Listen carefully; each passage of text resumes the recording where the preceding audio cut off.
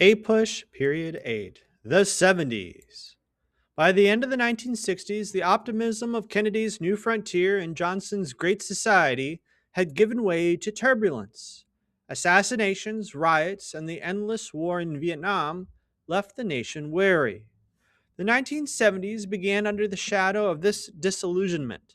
Americans faced questions about leadership, trust, and the very direction of their society. Into this uncertain moment stepped three presidents: Richard Nixon, Gerald Ford, and Jimmy Carter, each grappling with crises at home and abroad. The decade would test the nation in new and often troubling ways. Defined by these leaders, Nixon, Ford, and Carter, each faced the burden of restoring faith in government and guiding the nation through economic hardship, foreign conflict, and cultural change. Nixon came with promises of order, Ford with steadiness after scandal, and Carter with honesty and decency after years of disillusionment. Yet each would confront challenges that proved larger than themselves, leaving the 1970s remembered as an age of mistrust and malaise. The election of 1968 unfolded against a backdrop of chaos. The Tet Offensive had shaken faith in the Vietnam War. President Johnson chose not to run. The assassinations of Martin Luther King Jr. and Robert F. Kennedy left the nation reeling. Cities burned with riots. At the Democratic Convention in Chicago, protests spiraled into violence, broadcast to the nation. The party nominated Vice President Hubert Humphrey, while George Wallace, running as a segregationist on the American Independent Party ticket, captured the anger of many disaffected voters. The Republicans nominated Richard Nixon, who promised law and order and a return to stability. Appealing to the silent majority of Americans wary of protest, Nixon won. His election signaled a conservative turn in American politics, away from New Deal liberalism and toward a demand for order in troubled times. Nixon promised to end the war with peace and honor. Alongside Henry Kissinger, he sought to balance withdrawal with stability. He appealed to the silent majority, insisting most Americans still supported the war, even if protests dominated the headlines. But new scandals emerged. Reports of the My Lai massacre, where U.S. troops had slaughtered Vietnamese civilians, shocked the public. Nixon announced the Nixon Doctrine, pledging that the United States would honor its commitments, but that allies must take primary responsibility for their own defense. It was a way to scale back American commitments without abandoning them altogether. Vietnam had become a quagmire, and Nixon's challenge was to extract the nation without admitting defeat. Nixon unveiled his policy of Vietnamization, gradually transferring combat responsibility to South Vietnamese forces while reducing American troops. Yet, even as he spoke of withdrawal, he escalated the conflict. Secret bombings targeted Cambodia, and in 1970, U.S. forces invaded and destroyed communist bases. The war spread, and so did opposition. College campuses erupted in protest. At Kent State University in Ohio, National Guard troops opened fire, killing 4 students. At Jackson State in Mississippi, 2 more were killed. These tragedies deepened public mistrust. Meanwhile, Kissinger held secret talks with North Vietnam. When negotiations stalled, Nixon ordered massive bombings in 1972, hoping to force a settlement. The war seemed endless, each attempt at a resolution matched by a new escalation.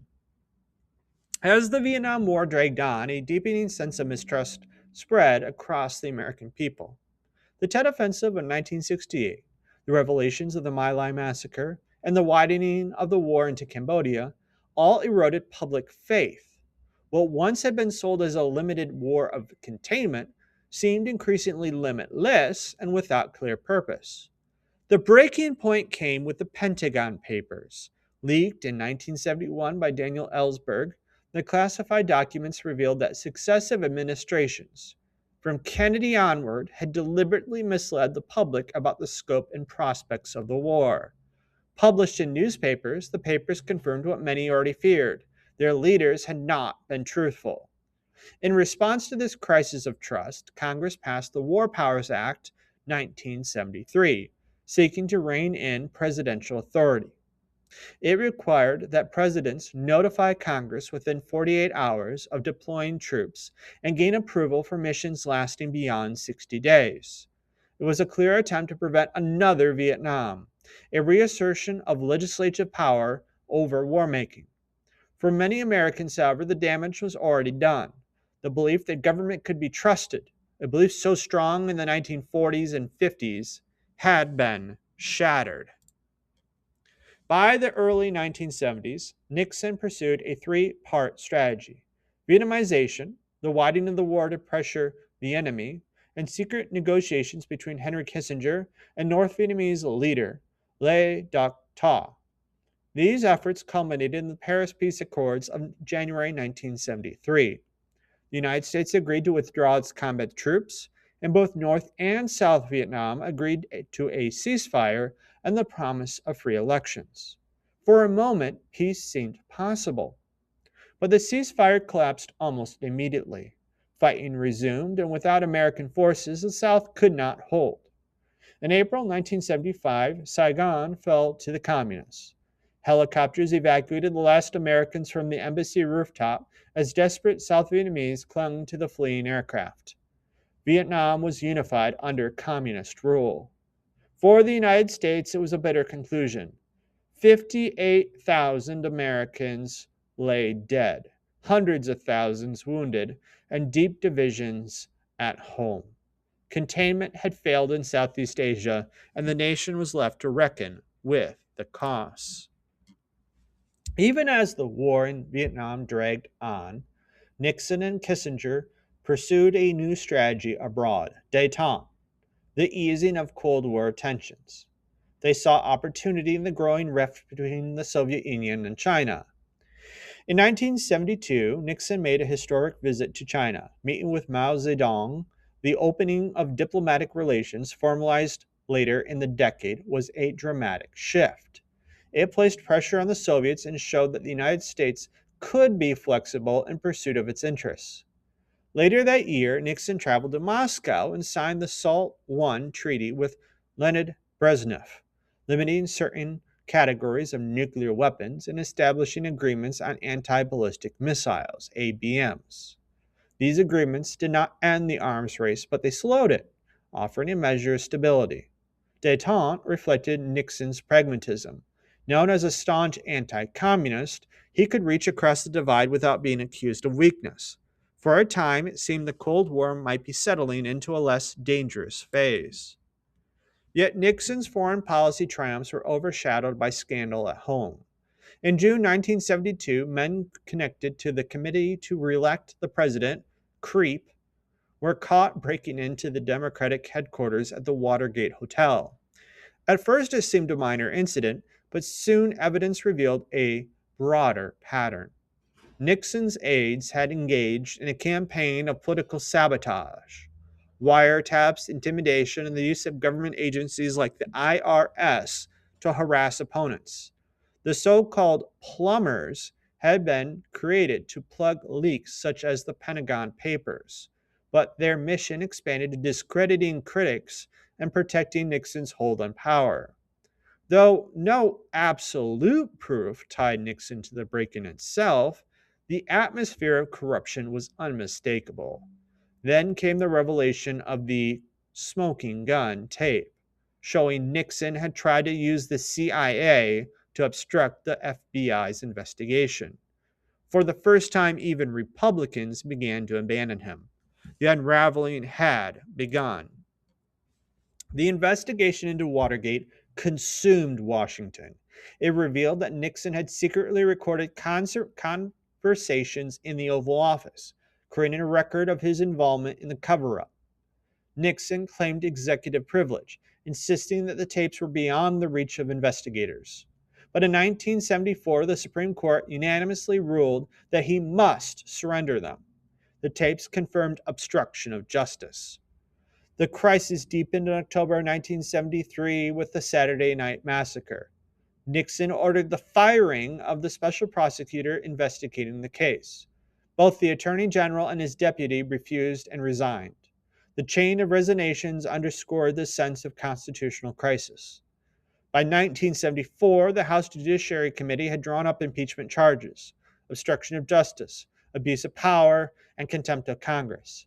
Facing certain removal, Nixon resigned in August 1974, the first American president to do so.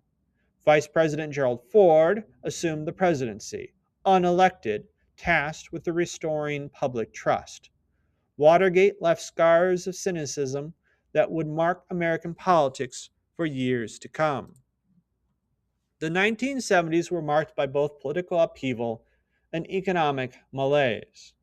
Nixon, even before Watergate, had sought to limit the size of the federal government, pushing back against the liberal expanses of the Great Society. The economy faltered. For the first time, the nation faced stagflation, stagnant growth combined with high inflation. The combination bewildered economists and eroded confidence. After Nixon's resignation, Gerald Ford assumed office. In a controversial move, he pardoned Nixon, hoping to put the scandal behind the nation. Instead, it further weakened his popularity.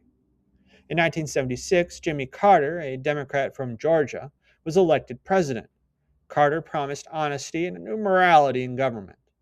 He pursued a humanitarian foreign policy, but his presidency would be challenged by inflation, energy crises, and the Soviets' invasion of Afghanistan in 1979.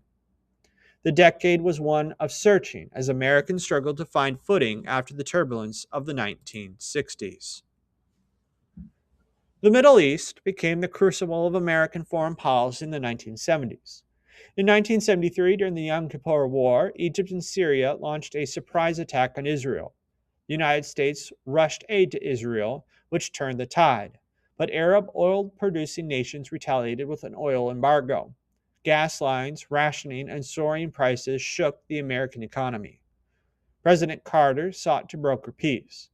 In 1978, he brought Israeli Prime Minister Menachem Begin and Egyptian President Anwar Sadat to Camp David.